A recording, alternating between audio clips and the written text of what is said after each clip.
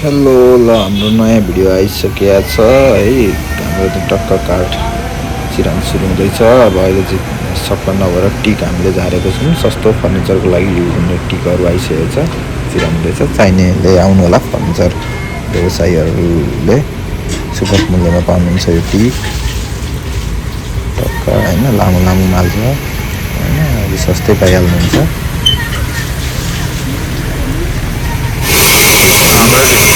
चिरान हुँदैछ यता भनेको हाम्रो गर्ना लोड हुँदैछ अहिले, दाउरा लोडिङ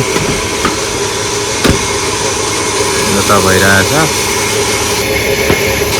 टिक चिरान भइरहेछ। सब अर्डरको लागि माल रेडी हुँदैछ होइन। यो अर्डर छ ड्याङ यता सब रेडी छ है।